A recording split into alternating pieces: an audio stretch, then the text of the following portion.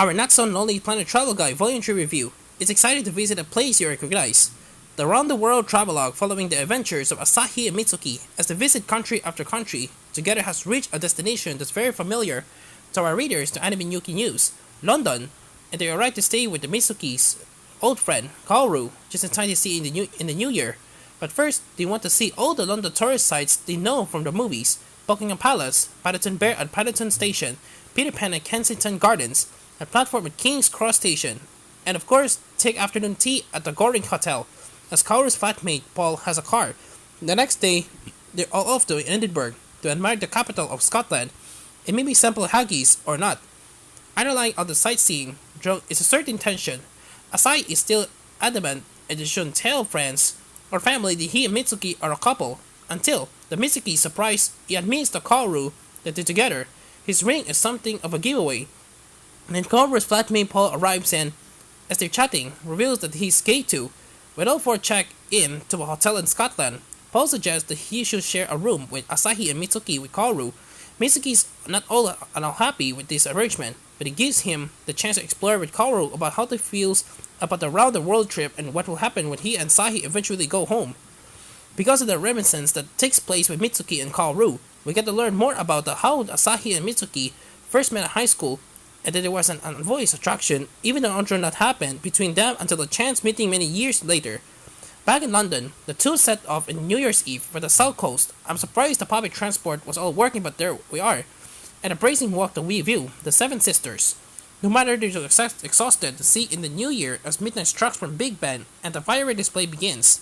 Next up is Barcelona, and the architectural treasures designed by Gaudi, starting with the Sagrada family, still being built.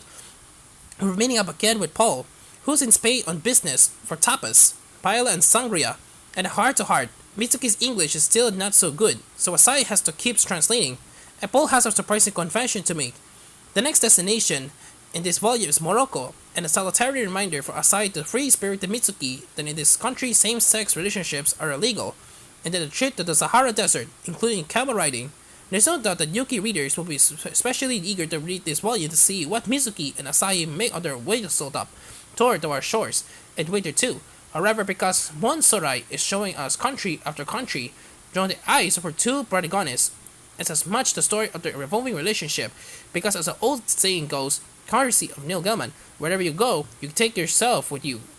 So given Mitsuki's fear of flying, going to London Eye turns into a nightmare for him. I can relate, as he sits shivering between Asahi and Kaoru, or never even the glance out at the wonderful view of London by night far below.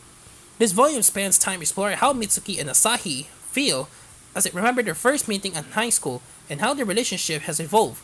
The fact that both are separately talking it, drawn with Kaoru and Paul respectively, gives us their differing perspectives, and it's very revealing. Asahi is still prey to anxiety when it comes to how people will react to his relationship with Mitsuki, and Monsorai plants a few little seeds of doubt in her readers' minds as to whether the two men will weather their journey and return to Japan, as committed to each other as they were when they left. With the promise, wedding takes place. We get a glimpse of Asahi's text from his mother and brother and realize that he's been avoiding communicating with them. Is he afraid of disapprove? Monsorai's artistic skills impress once more in her intricate depictions of the Sagrada Familia, inside and out, but equally in the sketches of La Boquera and his tempting food displays. This story has always been about the two travelers decide to explore new eating experiences around the world, as well as taking in all the sights, and again, it doesn't disappoint. Ordering fish and chips figures more than once in the menu, and guess which country.